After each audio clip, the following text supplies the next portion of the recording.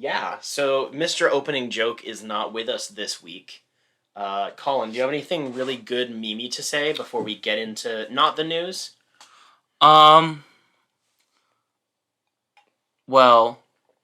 when Warner Brothers refused to let Zack Snyder create Man of Steel 2, Marvel was like, fine, I'll do it myself. And then we got Eternals. Oh my gosh. I hate you. It's so stupid. You're so dumb. You're literally doing the fandom Instagram. Yes, I am. I am. Look, they both have laser. Oh, they both have superpowers. No shit. Every superhero has like superpowers, pretty much. I hate children. Have I mentioned that I really don't like children? Yes, we fucking hate children. But you know who does love children? Deathstroke. FBI, open up! Why buy a comic that might cost more than a dime? Come meet the brothers who are here to waste your time. Oh, why would you say that? Welcome back. Welcome back to the dimecomicbros podcast. You're joined by Colin and Spencer. Jacob, for once, has taken a sabbatical. Like, this is the first time ever from this podcast. Every single week he has been recording. We no longer have the elf man. So, as he's very scared for how this is going to go, which I can definitely understand. I don't know how this is going to go either. So I look forward to editing this one together and then throwing it at his face. Like a little dirty sock from Little Dirty Sock Man. Sure. I don't throw socks at people, but alright. Not after using them? No, I am not a fan of that. That's pretty gross, actually. You don't wear socks? No. I never wear socks. You fucking dirty bastard. You like it, though. I like those hairy toes. Oh. Scoop me some jelly with those toenails. Oh. Alright, so before we hop into the news, you know, both of the multiple times you guys have done a we're gonna review Spencer segment multiple times. And we kind of did that with Colin. You barely do that with me, though. But we need to do it for Jacob. We have to have a special segment where we talk about Jacob and we just jerk him off on air. Someone get the sock. Oh gosh. So Jacob, what do we think about Jacob, the man, the myth, the little goblin creature, the little goblin elf man? I don't know. So the funny thing is, when we did like a review for you, we actually had it like in advance. Like, wait, what? We were like, okay, this is what we're gonna do. This is the order of how we're going to talk about him. What? And so like you figure out your side. You guys actually did that? It was very laid back, but we still like in advance we're talking about we should like do a review with Spencer. It wasn't really out of the blue. No, anytime that we like roast you, we plan. Literally, anytime that you're gone, we plan things, but we let you plan everything else when you're back. We're lazy shits until it comes to making fun of you. So you're telling me that you guys do know how to, actually plan things and write out written reviews? No, we don't. You are just you're gaslighting little shit, just like my ex-girlfriend. So, into the news, maybe? Yes. We are, for Jacob's reference, we are definitely nude. Just two nude news dudes. It's a little gay in here. Well, just to spice it up a little bit, I did wrap it in a scrunchie so that my balls don't have to touch the seat. Because you smack your balls on the seat every single time you fall down. I do. So you should probably use a scrunchie. You know what else is kind of gay? Venom, Let There Be Carnage. Yes, because I would have two little slimy boys with their nasty two little teeth. hentai men. Oh gosh, our live action hentai. Oh gosh, please no. So they released the first two posters for this movie, and it's red and black. Yes, Carnage is red and black. That is correct, Colin. So is Venom. Venom's also black and white. Yes. His cum veins. Stop. Sorry, but he has cum veins. Oh my gosh. I actually liked the one where it's like the split half Venom, half Carnage face, because there was a poster of the first movie where it was half Eddie Brock, half Venom face, and it's stupidly crappy Photoshop. I mean, I think it's shit. I think all of it's shit. Oh, absolutely. But at this I don't point, care. At this point, we'll enjoy the cum veins. Yeah, sure. He's got those cummy cum veins. I mean, that's how Carnage is made, right? From the cummy cums of Venom. I mean, originally, But not with this guy, Sorta, I guess. yeah. No, he's just, I'm gonna bite your finger out. Yeah, I haven't even watched the trailers. I just saw the, oh, he's red, I'm scared. Yeah, basically. That was stupid. Yeah. Anyway, onto Lucasfilms. They released the second trailer for Star Wars Visions in both English and Japanese dub. I only have one thought. Okay, I have two thoughts, and then I'm going to let you rant. Okay. One, this trailer did look really, really good. I am very interested in this. But two, the fact that the American voice cast is, like, stacked with, like, normal actors instead of voice actors really bothers me. I always hate that trend of... Yeah, it's following in that weird trend like animated movies have been doing basically since Shrek made it popular to like cast known actors but as animated roles. Yep. That bothers me. And then the Japanese version is just like normal Japanese voice actors. Well, actually, I'm okay with that. Mainly because, so this isn't like a full series, right? This isn't like we have 6 storylines and each of them get like 6 episodes. Right. It's like 9 episodes Yes. and 9 different stories. So with doing that, it's like they're all contained within their own little story. But if you're going to have, like, a really good, like, animated show, a good director and, like, a good, like, creator would find, like, stretch out, find as many voice actors and, like, see what voice works. Right. Like, whose take on a character works the best. Yeah. Like, random people. Like, random voice actors. It does feel like anime does that sometimes.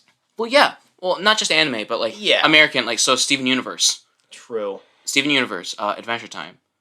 I feel like it's basically... Adventure Time did take from, like, Teen Titans and, like, other voice actors that they had. There's that, like... I don't know if there's been a term invented for it yet, but basically all of the animated shows... So we have Adventure Time, and then all of the shows that essentially fell out of that were made by people that worked on Adventure Time. Literally every single show on Cartoon Network is from Flapjack. You're not wrong, and Flapjack is... He's the grandfather of it all. You're not wrong. I would argue that Flapjack is better than SpongeBob by like a good mile.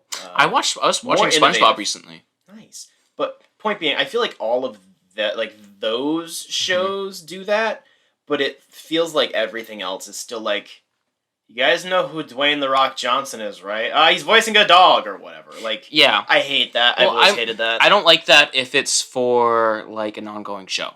But if it's just like one random fucking episode, who gives a shit? I guess. It's like whatever. But I'm probably going to watch it in like dub. You're going to watch it in Japanese, aren't Well, you? yeah, it's going to look cooler and honestly, sound cooler. I kind of want to do that. It's also, just... I don't want to hear voice actors I know. Or like actors voice acting.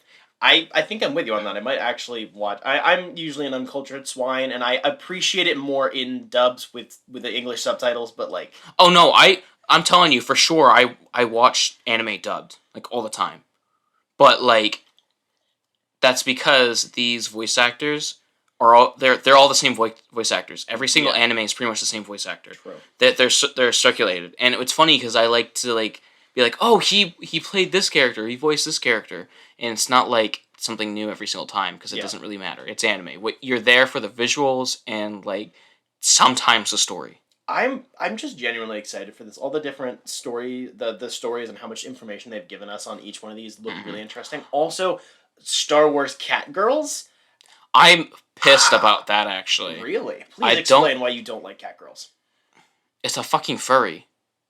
But it's Star Wars. They're all furries. No. This is, like, specifically drawn to be a furry character. I know. And this one gets the cool ass fucking samurai lightsaber. Because it's a non-canonical what if story set. They're doing other stuff. It's stupid. Why. No, it's stupid. That one's dumb.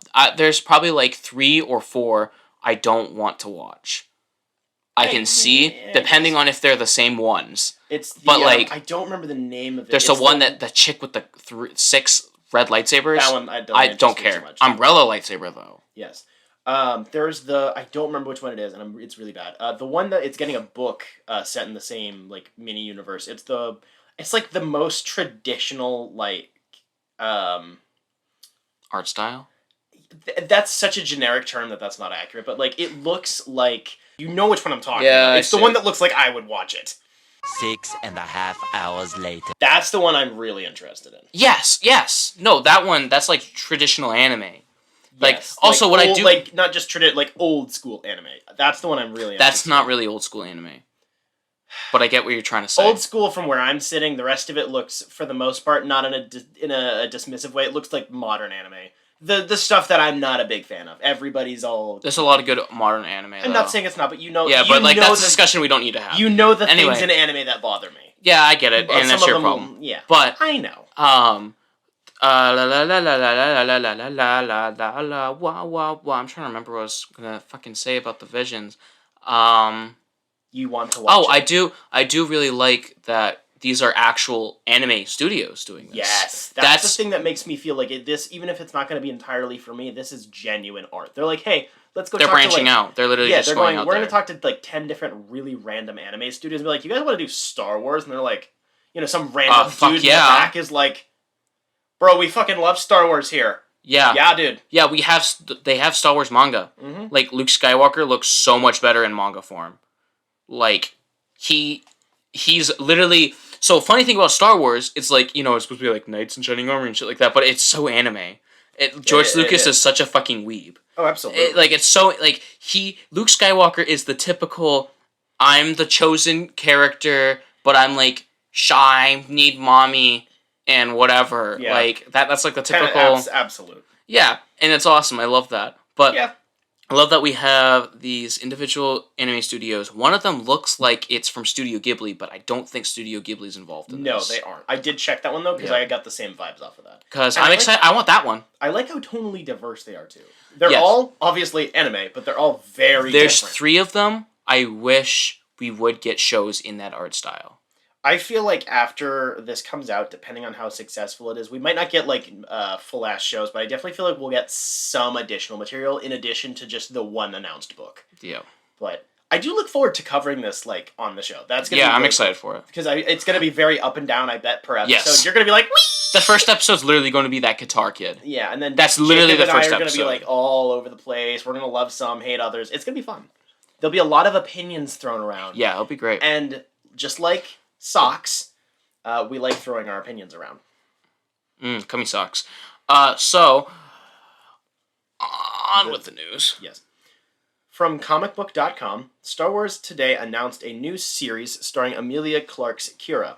Star Wars Crimson Reign is a sequel to War of the Bounty Hunters, and the second part of writer Charles Soule's planned trilogy of Star Wars events.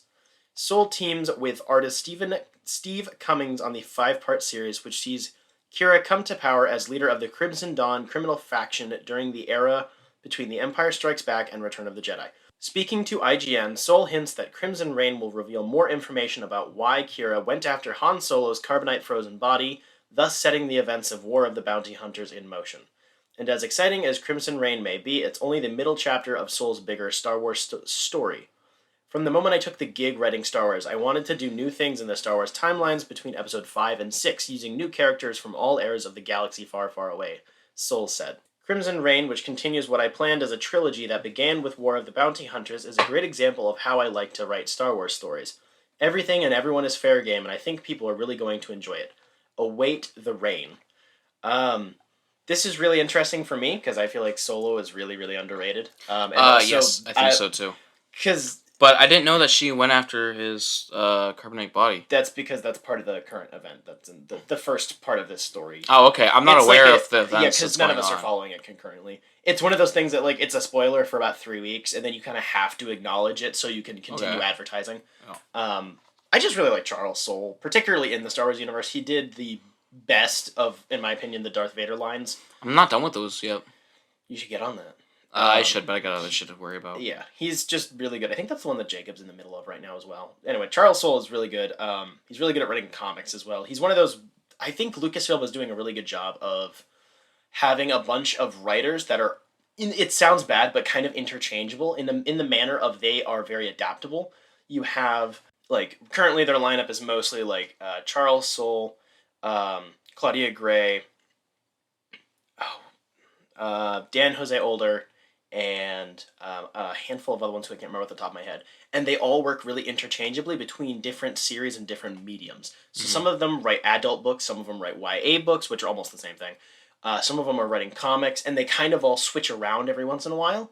So none of them are just writing one thing, and to some extent that's always kind of sad. Whereas one writer doesn't get a trilogy of books or whatever, but it makes it so it's tonally cohesive throughout all of them, and it means that they're really pliable as writers, and they can like do stuff in different mediums, and that I just think is kind of cool because writing comics is not the same as writing a book. No, very different. It's very different stuff, and it just I like Charlie Soule. He's real good, and I like Kira. I'm glad that they're bringing back characters from that period.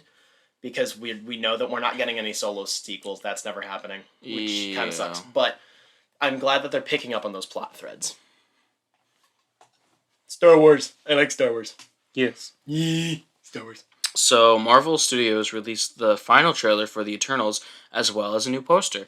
New poster just looks like a new poster. Hey, to be fair, it is like the first Marvel poster that isn't garbage. That isn't the same multi-composited 18 heads in one shot photo. It looks like a real poster. It's not amazing, but it looks like a real actual movie poster. I think we should be diving more into art, like drawn Yes. movie posters, like what they tried doing for 2049. Ooh. But those are fucking amazing. There's like 3 of them. And those were going to be used, but like the studios wanted to use the shitty ones with like their faces, the actors' faces, because they do that so that people know what actors. Yeah. I think so. You know what my favorite movie posters are of all time, excluding Star Wars because that's cheating. Indiana Jones. Oh, of course. And the primary theatrical posters for the only 3 films. Are actually drawn. Even the ones that look almost like photo composites. That's because they're drawn realism. Exactly. Yeah. I love that style. I think we need to bring that back. I think that holds merit. And I think they'll never bring it back. I think that's a dead thing, which sucks. Yes. But to reel it back to the Eternals, I watched the trailer today. I did not give a shit about Eternals at all. And then I watched this trailer. I'm like, this is cool. Nice. This is I just saw Space Gods. I'm in. Tell me Space Gods. I'm like, okay, I'm in. Stop right there. I'm in. We got 'em, boys. I'm looking forward to this. Yeah, also like that giant fucking whatever that's happening to the Earth. Like, whoa. Shang-Chi and Eternals are the 2 things I care the most about in Phase 4 by a long way. Really? I don't really care about Shang-Chi. I don't think the marketing's looking good, but I think the underlying things are looking a lot stronger for that. I think the Mandarin is heckin' cool. Yeah, that's like probably the only thing. Oh no, not the only thing. Him and the Abomination. I'm actually looking forward to seeing again. That'll be cool. That's a nice cameo. The redesign for Abomination. He's got very the nice. Little flippin' ear he's thingies. finally got the flippin' ear thingies and like the fins on the back. He's got denim pants. He's got them blue pants. I didn't see that. I didn't even notice that. He's got like blue looking short things. Anyways, nice. Dead shorts. Dead jorts. Yes, jorts. So this is a long one, so pardon me. From GamesRadar.com. The latest addition to the line of comic creators joining Substack Pro isn't a single person with a team supporting them, it's a team of longtime friends and collaborators doing it together. The Marvel Comics duo of writer Donny Cates and artist Ryan Stegman are continuing their collaboration past Venom, Absolute Carnage, and King in Black to launch their own creator-owned series called Vanish. Vanish is the big bad boy of our launch. Ryan and I's creator-owned follow-up to our King in Black saga, Cates tells Newsarama. It's insane. It's exactly the kind of book I've dreamt of doing for so long. It's my first creator-owned book, so I'm extremely excited, Stegman adds. We've been hard at work for quite some time building the world and designing characters, and long story short, it's awesome. With Vanish, Cates and Stegman reunite with their Marvel Comics team of inker J.P. Mayer and letterer/designer Jonah J. Hill for a superhero story that they say they could never do through Marvel. When people read it, I think they'll see the kinds of tropes we were playing with and destroying, says Cates. But the big thing for us while we were making it and crafting it was always asking ourselves, what could we do here if we could do anything? Because as much freedom as Marvel always gave us, and they let us get away with a lot, we could never, like, blow up the moon or level New York to dust or have someone bash someone's brains out with a brick.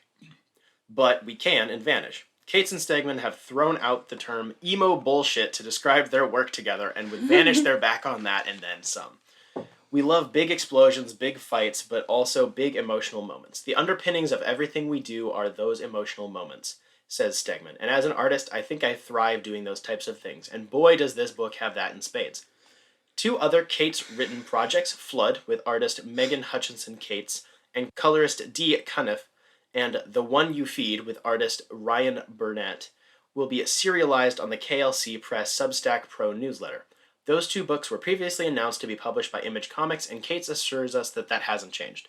Both will eventually come out through Image in print as well as Vanish, Kate says. Folks can get a lot more info on that front by smashing the subscribe button on KLC Press. Long article. This was like the big news of the week.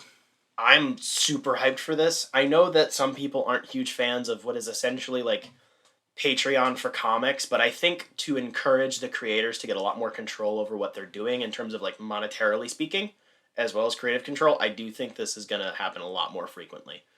I think I should look into this a little bit more. I do think you should.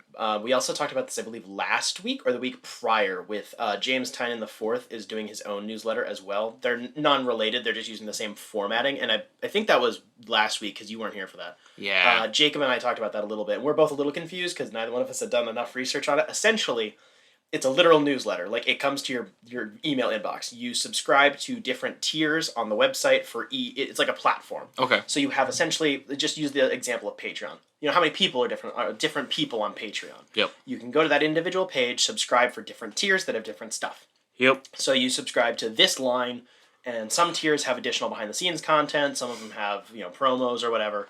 And then you can get all these stories serialized in your inbox digitally, and then inevitably all of them end up coming out in print through some publisher, just obviously years down the line. Yeah. It's cool. I thought the prices were pretty reasonable. I don't remember them off the top of my head. I might actually get this one, and the teaser image released by Ryan Stegman is very metal. Cummies. I think if Jacob was here, he'd be squealing over this, because he's uber fanboy for them. Possibly. Another possibility is a what if. Yes. That was so fucking bad. Dude, my brain is melting, okay? You're just like, yeah, it's fucking hot in here. It is hot in here. So Marvel Studios' What If Episode 2. So I will let Colin have a very brief aside about Episode 1 because he was not here last week. Okay, so Episode 1, I thought it was wicked cringe in the beginning because we got the storyline of, oh, it's the 40s, women can't do shit, women suck, blah, blah, blah. We get... I mean, to be fair, women do suck. I mean, yeah, they suck, and they're great at it. I didn't care for it. I don't care. Because I don't really like Peggy Carter as a character. I understand, but also, like, I just don't like the whole Captain America storyline at all. Like, movie-wise. Like, MCU, I don't care. I kind of don't care. I have one retort, and then we'll move on to the actual episode we should be talking about. God Save the Queen.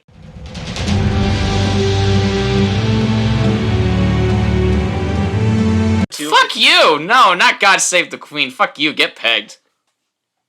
Ask nicely. You're a nasty fucker. So, episode 2 is about what if T'Challa became Star-Lord. And there was a lot of internet discourse over this episode. Holy cow. I don't want to really talk about it. I just want to notate that the internet kind of died over this. Anyways, really? I didn't even see that. Both ways. Negative and very positive. I didn't... Yes, both ways. Anyways, I really like this episode. Way better than the first one. Okay, aside from the comparisons. Way better. The storyline very, very vaguely followed Guardians, but, like, not even that much. Nebula's hot as fuck.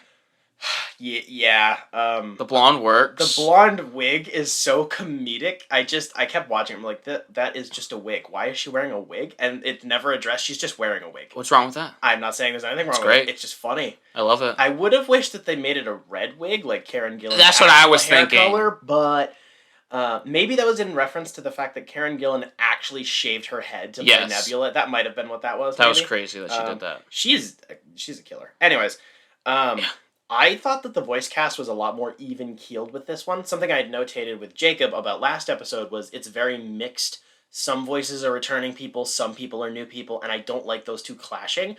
This one was almost all returning voices. Drax felt weird.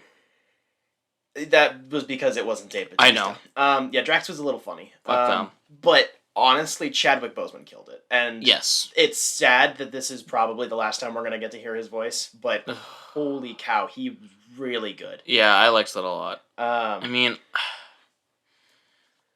the story was really good. I hate the difference is that it's not like, I'm Star-Lord.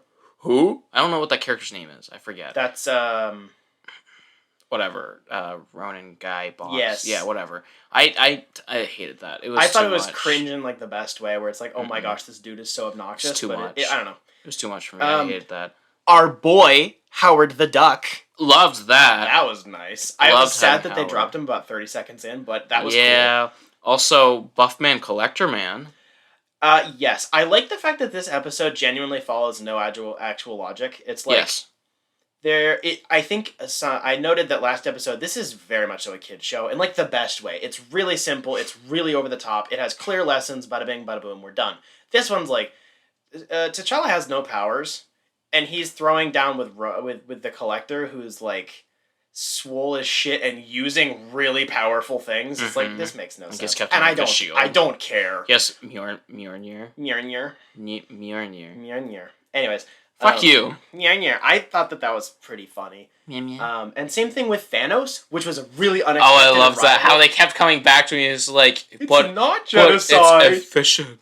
See, that It's was like he's such a fucking. He's like you. That Oh! literally, I see Thanos. I see this version of Thanos. I'm like, it's literally Spencer. He's explaining how he's. Yeah, I was wrong in the moment, but technically, I'm also right. Fuck You're you. such a fucking asshole. You can't just say you're wrong. I hate you. See, that's what the internet discourse was about. People were really butthurt. They're like, that means the last 10 years of storytelling don't mean anything because T'Challa could have just talked to him. It's like, Anyone could have talked to him. I mean, technically. sure. I mean, yes. I think it's supposed to be implied that T'Challa was an infinitely better Star-Lord than Star-Lord was by, like, miles, which Yeah. is true, because T'Challa is a really good human being and Star-Lord is kind of shit. Yes. That's why we like Star-Lord, but, like, Yes. this is just true. Yes. But, oh my gosh, the internet really did die. They're just like, that ruins everything. Like, this isn't supposed to be canonical. This is just some really it's random literally ideas. what if. Yeah, like, yes, it's canonically explained because the multiverse is now a thing, whatever. But, like, this is just supposed to be goofy nonsense. Yeah. I thought it was funny. And People it felt just like need it to shut was the fuck Nebula's up. like, Dad, are you being cringe again? I loved that. It was so stupid. Yeah. I really like that. Good episode. Anyone's I don't like thoughts? the art. Yeah. So, like I said in our group chat, it feels like. Let me just quote what I said. It feels like whoever designed the art style and created the parameters for it is mainly a background artist, which isn't a bad thing to be a background artist. It's very difficult to be an artist or to be good at all the things because you have to be good at background and you also have to be good at character design and you also have to be good at putting them together because sometimes it's like one's created, and then they're just slapped together instead of them being integrated into the same world. I don't know, Colin. I feel like you're really good at doing everything all at once. So, and you make it look pretty effortless. So I feel like it's not really that hard. Thanks, Dad. I try. No, it's wicked fucking hard. And it's just, I don't know, I just didn't like it. The backgrounds looked amazing sometimes. But, like, when we got to see the Hydra headquarters, I'm like, huh? I can literally see that there's no outline. It's just, like, it's a thick-ass paintbrush, and then that's how they drew the fucking pillar. In studio paint. Yeah, so the art style isn't amazing, and also there's features aren't defined. It doesn't have to be defined by lines, but at least like the colors. You can define lines with just colors, and they didn't do that very well. Yeah, I think all three of us kind of agree the art style's a little mixed. But yeah, But whatever. But it's I don't care. fun. I guess. It's not genocide. Also, they did the "he's not your daddy" moment, and that still kind of felt. I feel like that was all on the voice acting. Like, that worked. Still. Obviously not anywhere near as much as it did in the original movie, but, like, Well, yeah. still. Yeah. Solid moment. Yes. Moving on. Yeah, I'm done. Shall we main topic? Yeah, let's get into the main topic. You want to start? Yeah, so we are going to be talking about The Dark Knight, Last Crusade. It is a one-shot published in June 2016, written by Frank Miller, or as Jacob and I have loved to call him, Frankus Milleris, and Brian Azzaerello, penciled by John Romita Jr. It is a tale of Batman's last adventure before his retirement and eventual return years later. As the Joker is maniacally returned to Arkham Asylum, Bruce Wayne is struggling to train his sidekick and heir apparent, the new Robin, Jason Todd. While a new string of bizarre killing sprees involving Gotham City's elite take up Batman and Robin's attention, critics begin to question if the Dark Knight has a right to endanger the life of a child. What does night after night of danger and brutality do to a child, and what is the Joker planning? Colin, would you like to give me a thought about this book? So we've covered most of the other Dark Knight Returns books. Correct. We are nearly done. And it's a lot. And it feels like there's only 3 of them that like are actually worth talking or reading again. So, we got The Dark Knight, the original. Dark Knight Returns, I mean. The Dark Knight Returns, the original. Then we get The Dark Knight Strikes Again. No, Master Race. It was Master Race. Dark Knight, Master Race, and now we have The Last Crusade. I actually read The Last Crusade first. Wait, what? So when I bought this... Like ever? Yes, like ever. That's where I started. I think it's a good place to start, actually. I mean, canonically, it's technically... Yeah, I guess. Besides All-Star, and I have headcanon, okay? So my headcanon is that that's not a thing, and this is just where we start in our story, which is fine. We don't need to know the beginnings of everything. Yeah. Like how it happened in Snyderverse. I don't know. I feel like we need to know that Batman and Black Canary fucked on a dirty dock. I don't want to talk about that. Sorry, the goddamn Batman. Yeah, let's not talk about that. The goddamn Canary. So, the art style is really nice. So, I think that's the thing I have the most mixed feelings on, is John Romita Jr. is very 50-50. Sometimes he knocks designs out of the park, and then sometimes he makes some god-awful panels. I think this fits very well with the Frank Miller Dark Knight Returns. It has a somewhat evocative style, but it does feels feel younger. Different. That's what it feels to me. A little bit, yeah. I could definitely agree with that. I think there are some things in this book that look really good, and I think there are some that are just holy cow. There's a panel where they're fighting Poison Ivy, and they both plop down on the ground, meaning Batman and Robin. And their legs are really fucking... Yes, that panel's so bad. I don't think it's that bad, because, no. So, for what's going on, I think it's, it doesn't make sense. But honestly, the proportion and the drawing itself, those legs don't look bad. They could be used in other, characters or, what other drawings. It just doesn't match what the character is. Yeah, it doesn't match what the character is. Yeah, it was skinny legs. Yeah, I do like the coloring and the textures that are going on. I'm not sure how much of that is pencil work and how much of that is processing or the digital colorist or whatever. Either way. But I did like the color palette quite a lot, actually. Oh, I loved it. I loved the different, the blues and the reds and the greens of Batman and Robin. Mm-hmm. Also, I love how they show the brutality of Jason. Yes. That panel where he, stomps on the top of the truck, the opening of the truck. He just whole ass kills somebody. I redrew that for one of my comic characters because I like that pose so much. That was a really good panel. That whole sequence right there was really good. Yeah, he was covering his mouth. Yeah, for sure. The smell, it was awful. Yeah. But he wasn't just covering his mouth for the smell, for the sake of the smell. He was hiding a smile. It's so bad. That was sick. I liked that. I do like how in a very short amount of time, this does demonstrate that Jason is fucking psychotic. Yes. Maybe not entirely due to Batman's doing either. Yeah, I like that Jason's just psychotic in general. Batman can't always be the cause of problems to everything bad in the DC world. Yes. And how Tony Stark is for the MCU. So one of the things on that note that I think is actually not a problem, something I would have preferred is I think this story would have made better for a whole book. Whether that's between 4 to 9 issues or whatever. I think this story... I think it should have been longer, yeah. Because there's two, not two conflicting plot lines or whatever, but Croc and Ivy felt pointless to this book. Not because they themselves were pointless, they look cool, they were nice to see, whatever. But they just didn't get enough room. Exactly, this book is already so small, whereas it feels like this should have been diving way, way, way deeper into Batman and Robin and Joker in particular, and not having kind of a semi-random crime spree in the middle of it. Yeah. It was a little slapdash in that aspect. And I think that this could have made a proper whole story if you wanted to do that instead. I don't know. I feel like if you were gonna do, say, just a trilogy of Dark Knight Returns books, you have this book as the canonical first one. You can incorporate some elements of All-Star Batman and Robin or whatever. Sure. Flashbacks, whatever. You can allude to things. Dick Grayson, age 12. Jason Todd, age 16? 16. Yeah, something like that. Anyways, you could have this one be the canonical first story.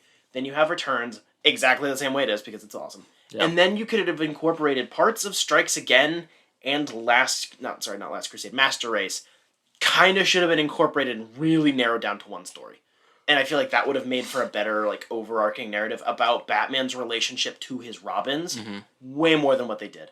But Yes. I am very glad that we did get this, and I feel like Frank, and however much that Brian Azzaerello was toning him down, was actually not quite all the way back on his game, but was, like, way closer. I think this, honestly, I think this and The Dark Knight Returns are, like, the only books you really should read. Like, if you were to read anything of the Batman universe, like, you need to read The Dark Knight Returns and The Last Crusade. I think those two. You mean all of Batman everything? Or just this? Yeah, like, Batman in general. Whoa, dude! I would never put this book anywhere near that. Wait, how did you take what I just said? What you said was, you're like, if you could only read, like, 2 Batman No, books. No. Sorry.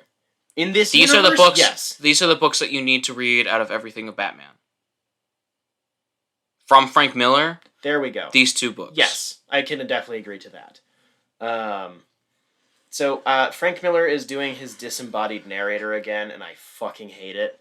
It is a genuine problem I have with his writing style that worked somehow in Returns and nothing else. The disembodied, sometimes first, sometimes third person narrator is junk.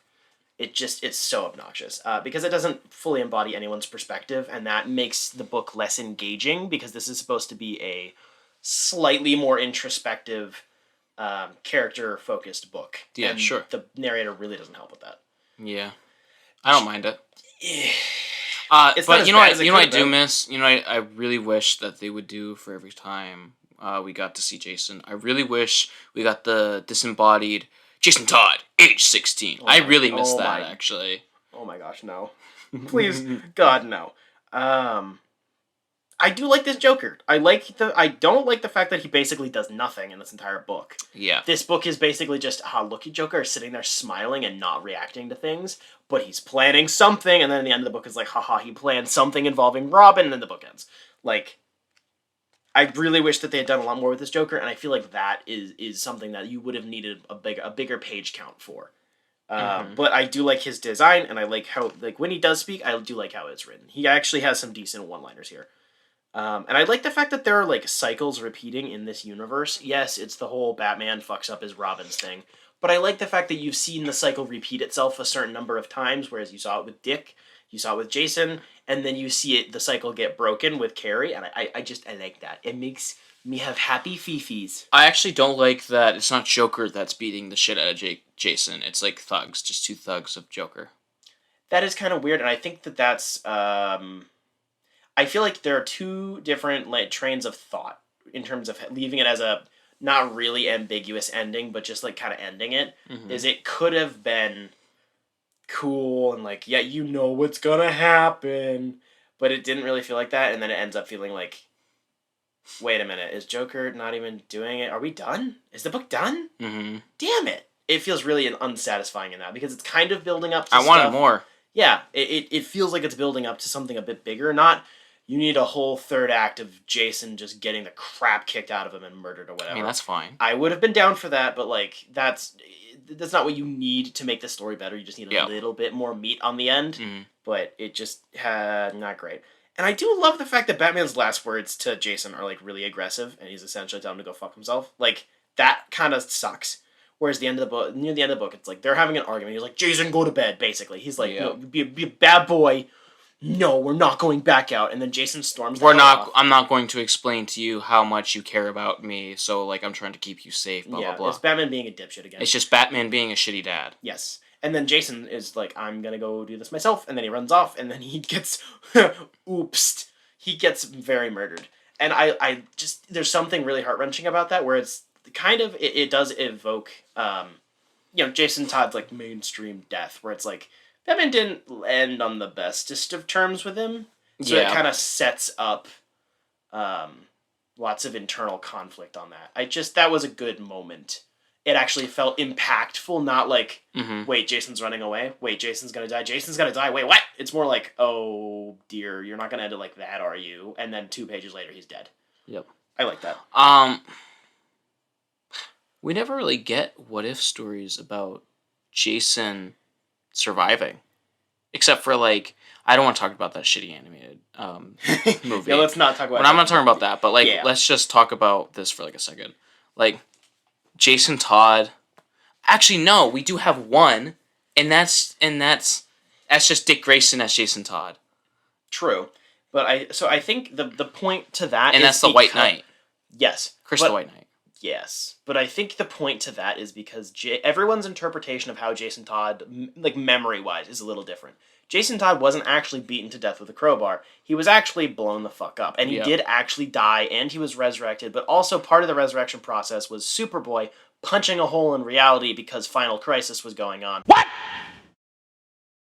What the fuck? There's a lot of stuff in that. What we end up remembering is essentially he got murdered by a crowbar and then the building blew up. And that's not entirely accurate. Like, we all remember that a little differently. Yep. And same thing with him coming back. The general populace is just like, he died, got resurrected in a Lazarus pit, and he's back. Is like, from what I can tell, what most people end up thinking. Or you thought he died, but he didn't actually die. But that's not what I'm talking about right now. I know, but I'm saying is, how many other options do you really get with that? Not with that, but I'm saying no. Mission and then doesn't die? Just let me get to it. So, like, he doesn't get captured. He like captures Joker. When Joker's trying to capture him, he gets Joker captured, and he tortures Joker instead. But what interesting really comes out of that? That would have to be something written prior of like Jason really hating the Joker, other than just being Jason hating things. Yes, and we get more of that, and it'd be just the idea to see like, okay, how do we figure out what happens after this, where Batman finds that he killed the Joker? What becomes of Jason now? I kind of get what you're saying, but I really I'm not feel saying there's any like value or huge merit. It's just a curiosity. A curious what if. I mean, how many other what ifs in terms of DC do we really get? They don't typically do the, like, there's a convergence point and this is where it deviates. They do more of a, what if Batman's a vampire? Or, like, whatever. They don't typically do a lot of everything up until this moment and then everything was different because of one choice different. They don't usually do that. That's I know. Okay, hold on. Shut up. Literally get all that stupid shit out of your head. Get all that, like... the comic book studio, the studio, just fucking forget about that. Literally just think about this. About the story in general, not like how studios or how people writing, who fucking cares? Have a conversation with me about this. I don't see anyone going, this character had so much stuff before he died. That's why most people remember Jason Todd, is because he's the Robin who died. He literally died because people hated him and they voted for him to die. Because before fucking Crisis on Infinite Earths, he was literally a Dick Grayson ripoff. So, like, what is there to play there? If I'm sitting here and going, me, a writer, I'm given like a writing. Well, what version of Jason Todd would you use? Because he does have more things other than being Red Hood and fucking dying. Yes, but basically all afterwards. From what I can see, is almost all of it is up until fairly late in the game. Jason's almost always the same. Within a spectrum of, he comes back, for one way, shape, matter, or form. He does Red Hood. He kind of reconciles with the Bat Family. He maybe doesn't do as much murder, or he works with heroes or whatever. And then he just kind of, like, that's where it starts getting weird, is after that when he comes back, not beforehand. Like, you can do that if you want to. I'm just saying, I as know. a writer, I don't see that much potential of anything interesting there. So why would I bother? If it's like... Not like seeing potential, but creating the potential. What is there to pull from, though? If you're gonna... Literally whatever you want there to be. But why would... Then if I'm gonna just basically write whatever the hell I want to, why would I start there? If you're gonna basically take all the reins off and just go, just write Jason Todd, then I'm not even gonna have anything to do with Joker and maybe him dying. I'm gonna do something entirely different. So not even come close to the death in the family. Probably not. If you're gonna take all of the parameters off, like you just said, just do whatever, then why would I go near that again? That point, why am I writing this character? His, like, defining trait in everyone's brain, including comic writers, is he's the Robin who fucking died and is kind of a bad guy now. Like, almost across the spectrum. Within different amounts of bad guyness and different amounts of death. But, like... I get what you're saying. So I guess It's like I guess you're just a bad writer. wow. I'm kidding. At least I actually write. I'm fucking writing. I just don't. Actually, you don't even fucking post what you write. 3 days later. I'm And bored of you're- this conversation. You're the one who brought it up. I know, but we just literally went through what you're saying right now. We just went through it. We literally just did. D's nuts. I'm kind of disappointed that Jacob's not here to talk about this, but let's talk about the Suicide Squad. Oh fuck. Oh fuck. So hot in this room. Okay, cool. We'll take a couple minutes. Yeah, take a minute. 20 minutes later. So, I'm a little disappointed because Jacob isn't here. We were all going to talk about it, but he decided to take the week off. So, we're going to talk about The Suicide Squad, the 2021 movie written and directed by Jamesus Gunnaris, or Funny Meme Man. Funny meme man. With the funny, lanky, weasel-looking brother. You like Weasel way too much. I love Weasel. I forgot to draw him. I need to do that. I might just like create a character that acts like You just Weasel. like things that kill children. Fucking hell! That's not at all. He's just so fucked. His eyeballs like come out of his head, and he's just disgusting. He's killed 27 children, but like, nah. I think he's all right. I think he's agreed to this. Oh my I God, think. you're demented. Dude, that character's amazing. I love that he's alive. So We better see him. on the whole, we both watched this together. For Yeah. one, we went on a nice little date. Little day poo. Snuck some snacks in. Obviously, Spencer put some of his candy and my candy in his pants. sure. You did. Yeah, In the back pocket. Yeah, Yeah. the back pocket. Yeah, In sure. in your underwear. Yeah. Where it was close to your butthole. Sure. It's my dots. That. It's my little gummy dots. Why were your fucking balls near my asshole, Colin? I don't know. Why'd you put them there? Why did you tell me to put them there? Why'd you listen? Anyways, we both really like this movie. I loved it. This is pretty weird, actually, because Jacob, I'm pretty sure, was on the same page with us. And that doesn't happen a lot. I think in terms Yeah. of DC movies, we're all kind of all over the place. Yeah, we are. And that's pretty cool. I think we found a movie we all agree is like. we have unified. Yeah. We have unified like the mother boxes. Fuck, that's what I was gonna say. I knew you were! The great darkness begins. I have a written review. It's very brief, so I'll do that, and then I'll let you rant, because I know you're gonna rant. Yeah, I'm a ranty boy. Yeah, so James Gunn isn't 100% my taste, but this movie is definitely 100% James Gunn, which he confirmed he had complete and utter creative control, which is heckin' sick. So the movie is fully committed to its own craziness, and that deserves a world of respect. The editing is really sharp, as well as the camera work, most of which is really practical camera work as well. The dialogue is precise while being very full of character, and the performances across the board are flippin' phenomenal. The costuming, set design, and makeup are really crazy over the top, and the VFX work is absolute industry par.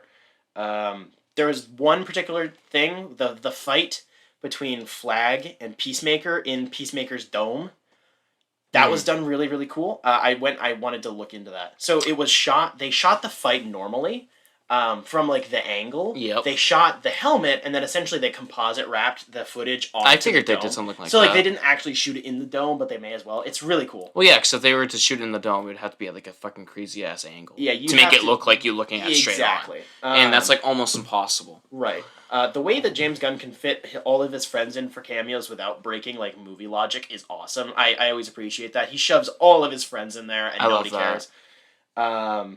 And the way that he can deliver meaningful subtext underneath the coat of like pure candy fun is outstanding for all sorts of people. So you have people like me who are like, where is the political subtext I need in my veins? It's here. And then you have people like Jacob who are like, nah, I like explosions. And he also gets lots of explosions and they keep him happy. Yes, And and I I love the freakish characters who kill children. Or who have mommy issues. You're projecting, Colin? Or the ones that the big sad boy that just wants little friends, but they bite him instead. Dude, King Shark is so good. King Shark, Weasel, and Polka Dot Man are my favorite fucking characters. Dude, What does that say about me? You have problems. They left Nanawe in the van. Yeah, it's pretty fucked up. You fucking monsters. Yeah. Look at the sad little shark boy. Yeah. I love the fact that they gave him like kind of a dad bod. Yes. Like it's not like, oh, look at this big ripped shark. It's like, look at this dweeb. Yes, Like, I loved that. All the characters are pathetic. Nom In nom. the best way. Like they're all pathetic little dipshits. I mean, except Harley. You can't really make her pathetic. That's really hard to do. Yeah, because she finds value in herself. Exactly, which is flipping awesome. Yeah. Like, everybody else, they're all pathetic in one way, shape, matter, or form. Like, Polka Dot Man has mommy issues, and that's weird. That was really funny. He was dancing with his moms. That was weird. That James Gunn's going to hell for that. That was too much in the best way. I like the fact that showed kind of like he's like, I still have to live. Yeah. Even though this is really weird. Like, that's only how he's seeing it. That's just his own brain being dumb. That was really funny. And, like, they're all just kind of pathetic. Like, Bloodsport is a... Oh, I love Bloodsport. I loved him and his daughter just saying, fuck you! Because I thought it was going to be, like, they care about each other, like, stupid Deadshot, but literally they just fucking don't like each other. No, it's like... No, I really like how well it demonstrated him taking responsibility and leadership at the same time. Like, it's him choosing to lead the team because he finds value in, like, people. Because at the beginning of the movie, he doesn't find value in anyone, including himself. Yep. And that's why he, like, doesn't give a shit about his daughter. Like, more, he does a little, but, like, not that much. Because, like, he doesn't think he's worth caring about. So he's like, just leave, whatever, fuck you. And then, by the end, he's leader boy. I love that. I love that. My favorite... I know I sound generic. I love what they did with Rick Flag. Because they took him from, like, somewhat generic Soldier Boy. Not Soldier Boy, but, like, Soldier Boy. Shut the fuck up. Soldier Boy, I've been it. Why me crack it? Why me roll? And it's such a weird thing, but, like, I think I've heard other people, like, hit on it, but it's like they made him the guy who wants to shake your hand. And not just, like, you, like, shake your hand, but, like, the camera is, like, us. Yes. He's like, I want to shake your hand. Like, that's a personality type. I am that personality type. Oh my God. It's like, I'm gonna shake your hand. Like, we're gonna shake hands. And I like how they took the base character traits that he did have in the first movie, and then just cranked everything up so he's like an actual character now. And him and Peacemaker going back and forth, and him having his holy shit, America's fucked up arc is really cool. That was nice. And the shot of him dying hurt a lot to look at because that was very oof. Mm-hmm. Like, watching his heart get punctured was very I wasn't expecting that, actually. That was painful to watch. Yeah, that hurt me. Anyways, Colin, please go. Okay, so... I mean, I added on to quite a bit of what you're saying, but honestly, I loved... First off, I was pissed off in the beginning. You heard me, like, saying I was pissed off because literally all these characters that we're seeing are dying. We got Captain Boomerang that fucking died. I wasn't expecting that, but also, like, we didn't see any of him in the trailer, any of these characters in the beginning. No, you got really angry. You squeezed my hand and slammed your fist down. You're like, no! I slammed your they nutsack. killed Boomer! No! But also, like, I was for sure, like, that Weasel did not die. And, of course, at the end of the movie, he got up, and I could see you rolling your eyes right now. In the movie theater, you're like, oh my fucking word, I wish he fucking died. And, of course, the Weasel didn't die. He's just like, and just walking around like...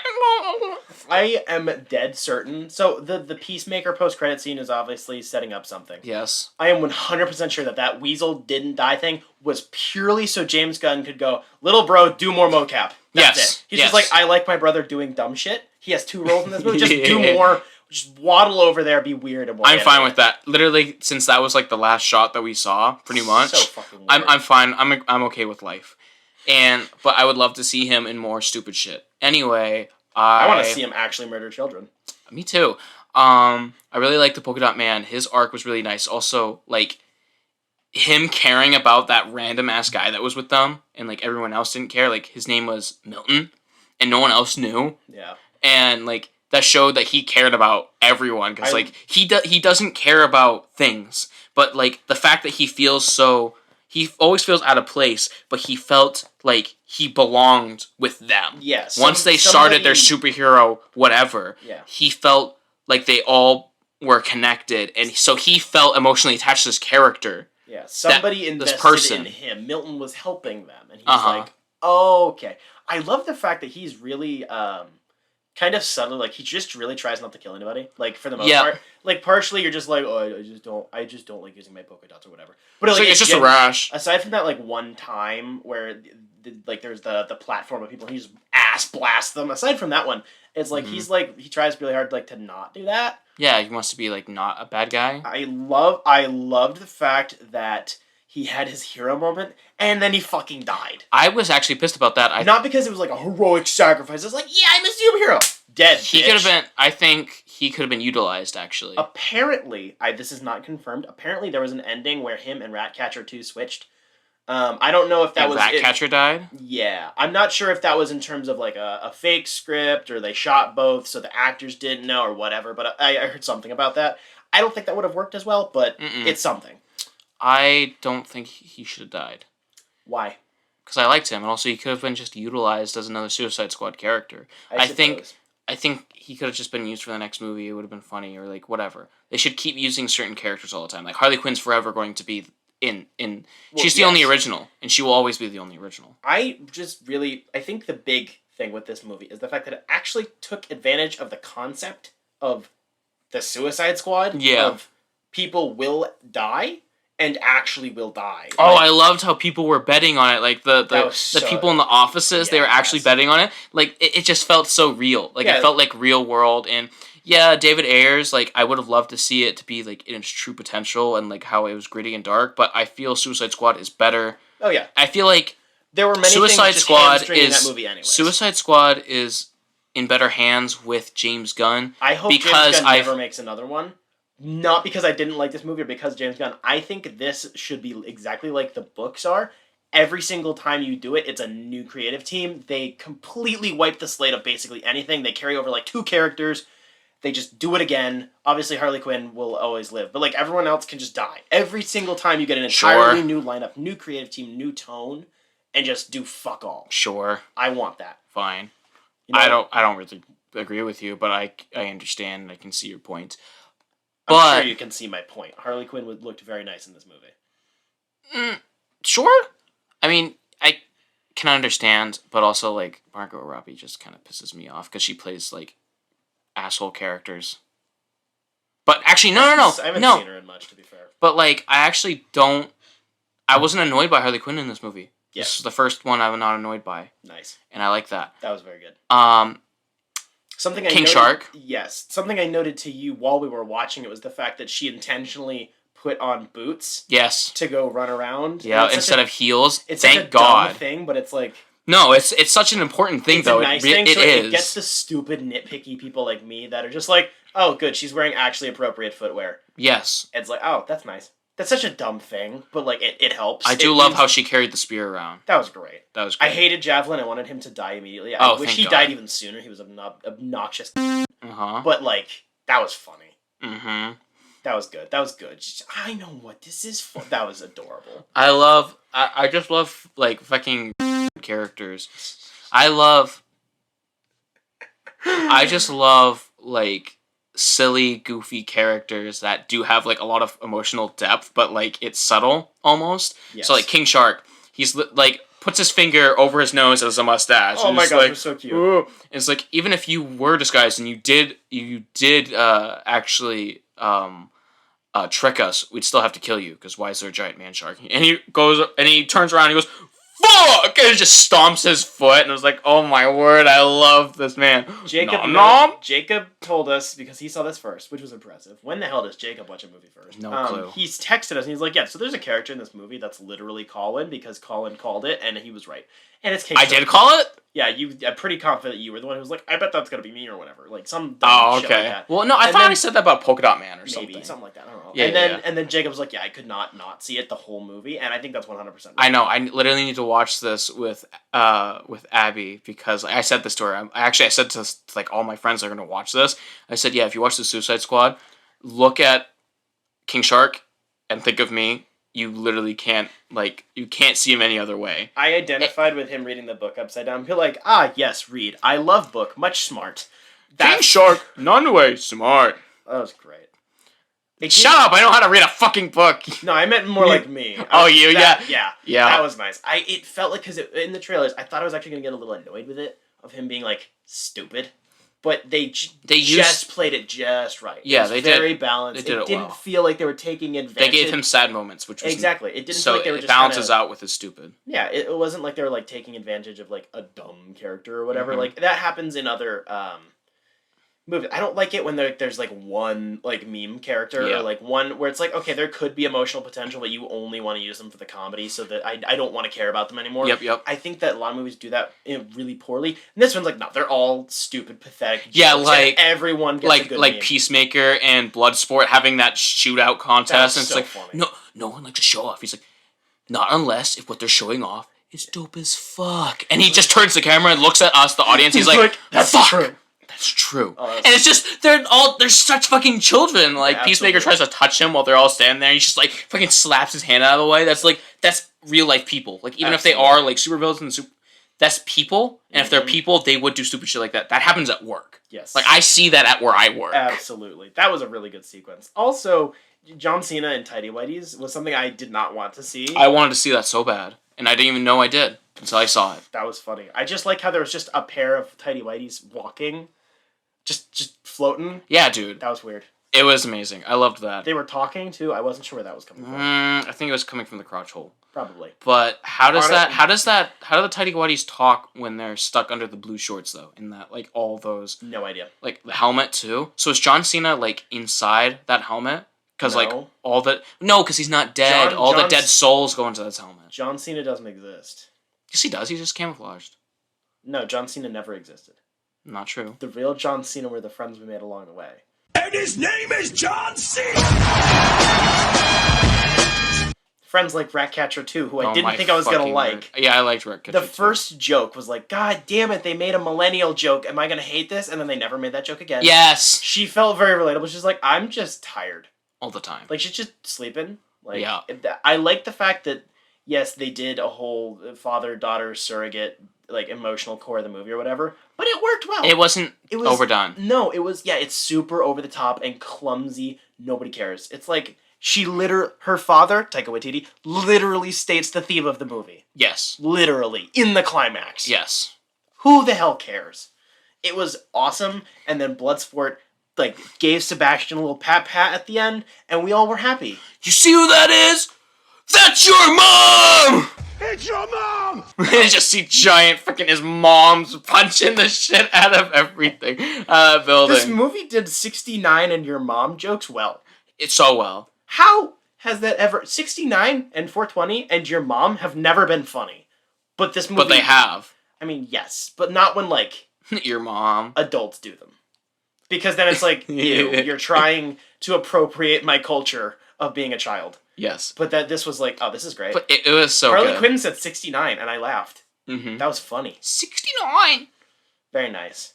I did like that little the end of the sequence with her and Rich Prick, whose name I don't care about. Yep. I like that little end bit where it's like, see, we're alluding to past histories with other characters, but we're not actually saying what it is. I like that. That was a nice moment. I don't like men who kill children. I liked that. Or dogs. Yeah. That was a good moment. It was like, that's hey, really look, good. we're acknowledging what came before. We're doing stuff with the character and stuff and whatever, but like it wasn't like, heh, Joker. Yes. Heh, Joker. Heh, Batman. Joker. Heh. It didn't do that. And that was nice. Okay. That was much there, Spencer. Please shut the fuck up. 69.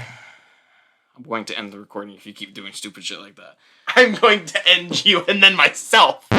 I think the best line was like the simplest one, and it was the last one from Starro, which was, I was happy floating in space looking at the stars. Yes, very good line.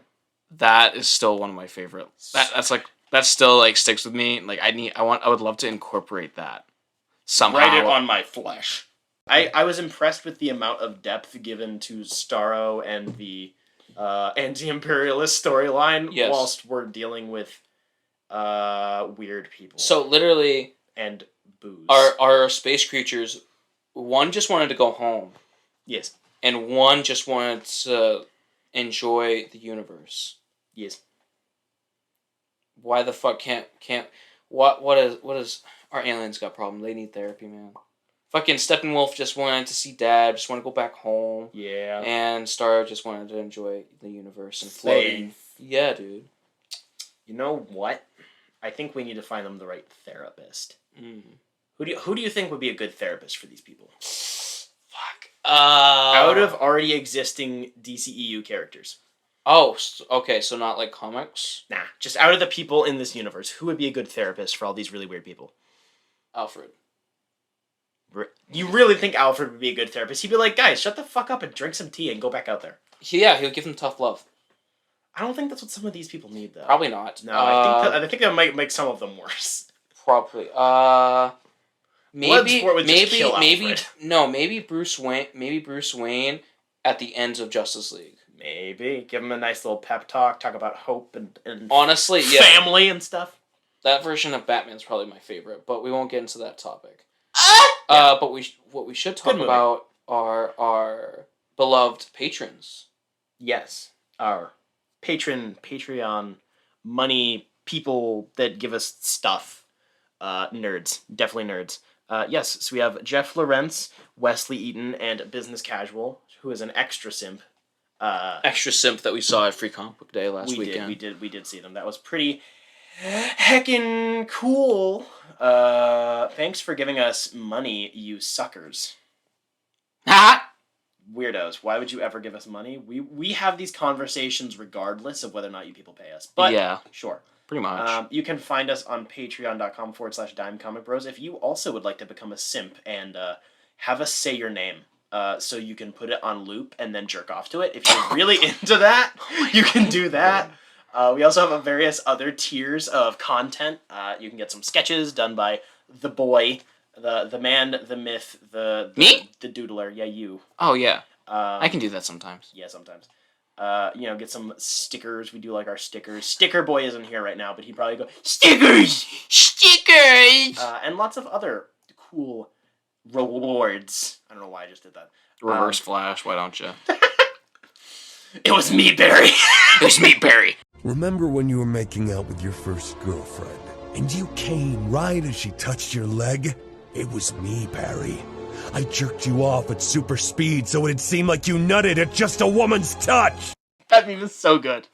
Remember the time that you touched your penis and it vibrated super fast, and you thought you jerked yourself off real fast? That was me, Barry. It's me stealing your sperm, Barry.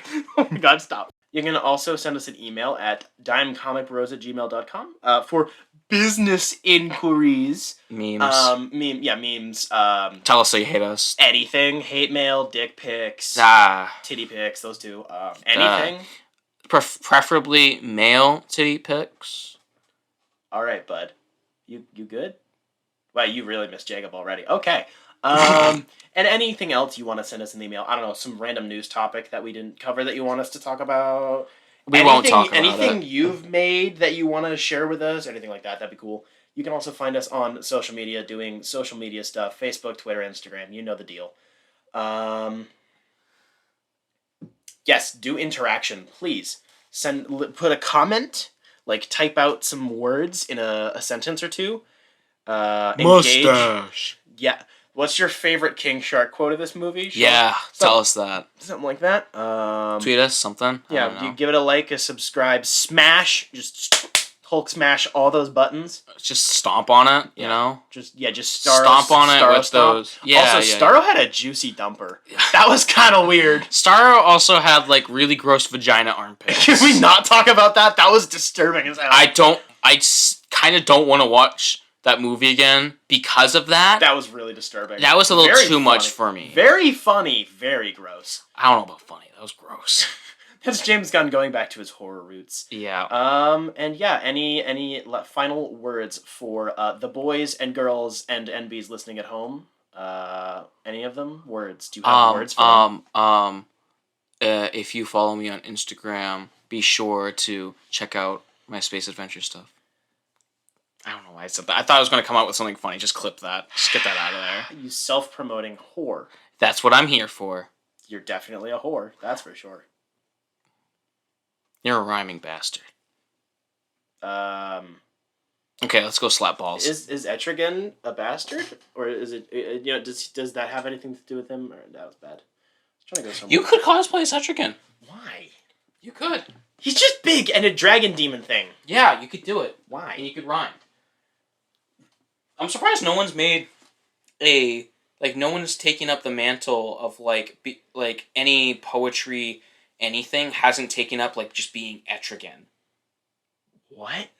Okay, so you know, like how there's personalities, like internet personalities or what have you. So like you try to make a name for yourself. Yeah. It'd be so cool just to be Etrigan. Like you are on the internet, you are Etrigan, not like physically, but you like use it. Do you mean a fucking Stan Twitter account? No, like a persona. no, yes, a persona, and you make your own poetry. That's kind of weird. And That's kind of cool. Mild cringe? Not really. Could be good. No, it's literally like the only only thing. If you bone John Constantine, then it's okay. Oh my fuck, we're done.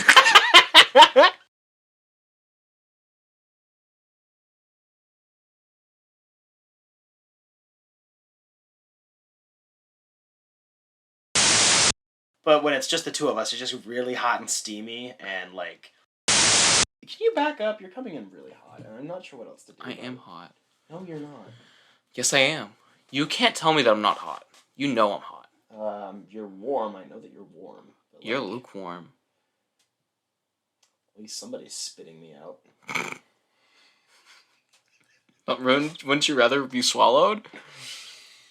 Let the souls of your dead children lie in the belly of your wife. Oh my Oh my gosh, dude! I need to save that. Oh, that's a good meme. That should be the opening joke. No, that goes in the memes and outtakes section in the back end. I'll write it on my foreskin. What the fuck? Put the lotion in the basket. Oh my gosh! Please stop. Put the lotion in the basket. Stop. Or it gets the hose. Oh. Baka, sassy baka. Oh my gosh, I hate that meme so much. Memes hate you. Everyone's just like, oh, he's being a little sussy. Shut the fuck up. I love it. It's not even funny. It is because it's cringe. No, you know why it's funny? It's because people like you react like that. That's why it's funny. It just makes me want to shoot myself. Exactly. That's why it's funny. Just why are children? Children? Because they're children. Just whole ass why are children? But yeah, he found a male chastity belt. Not made out of comic books, made out of metal. That was left in the locker room, and then he put it in the lost and found, just in case someone came to claim it, but for some reason, nobody came to claim it. I wonder why. I mean, I feel like someone like that really cares about their chastity, that really cares about their honor, would come to claim it back. Probably. But I guess they're just a little fucking whore. Some of them, at least. And some can only get the tip, but some others can go all the way down. Colin, Dad's not here. Stop. Ugga! Okay, fine. So... Come. Yes. Come. Here we are. And dripping again. Yeah, drippy boy. Hey, I'm talking about Donnie Cates. Let me drip. Yes. Iron Boy Jr. Our balls touched.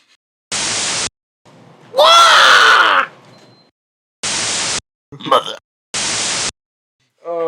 We're done here. Someone blow the bombs in our heads.